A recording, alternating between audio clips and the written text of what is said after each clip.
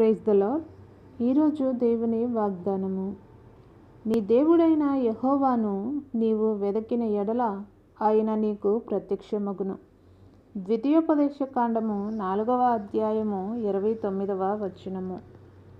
మీరు నాకు మొరపెట్టుదురేని, మీరు నాకు ప్రార్థన చేయుచు వత్తురేని, నేను మీ మనవిని ఆలకింతును. మీరు నన్ను వెదకిన ఎడల, పూర్ణ మనస్సుతో నన్ను గూర్చి విచారణ చేసిన ఎడల మీరు నన్ను కనుగొందురు. నన్ను నేను మీకు కనబరుచుకొందును. ఆయన మీకు దొరుకు కాలమునందు ఆయనను వెదకుడి. ఆయన సమీపములో ఉండగా ఆయనను వేడుకొనుడి. భక్తిహీనులు తమ భక్తిహీనతను విడిచి తమ యొక్క దుష్ట తలంపులను మానివేసి దేవుని వైపు తిరిగిన ఎడల ఆయన మీ యందు జాలిపడును. మీ మీద నా కోపము పడనీయను. నేను కృపగలవాడను కనుక నేను ఎల్లప్పుడూ కోపించువాడను కాదు. నీ దేవునికి విరోధముగా చేసిన క్రియలను తలంపులను విడిచి తిరిగి నీ దేవుని యొద్దకు తిరిగి రమ్ము. నేను మీ యజమానుడను అని దేవుడు మనలను పిలుచుచున్నాడు. ఆయన శాసనములను గైకొనుచు పూర్ణ హృదయముతో ఆయనను వెదకువారు ధన్యులని వాక్యము తెలియజేస్తుంది.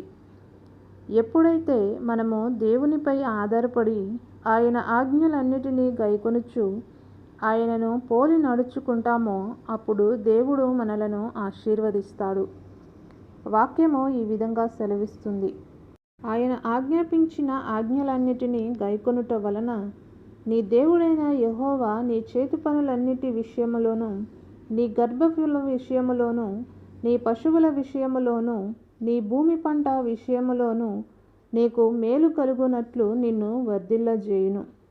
ఈ ధర్మశాస్త్ర గ్రంథమందు వ్రాయబడిన ఆయన ఆజ్ఞలన్నిటినీ నీవు గైకొని నీ దేవుడైన యెహోవా మాట విని నీ పూర్ణ హృదయముతోనూ నీ పూర్ణ ఆత్మతోనూ నీ దేవుడైన యెహోవా వైపు మళ్ళునప్పుడు యెహోవా నీ పితరుల యందు ఆనందించినట్లు నీకు మేలు చేయుటకు నీ యందును ఆనందించి నీ వైపు మళ్ళును అని.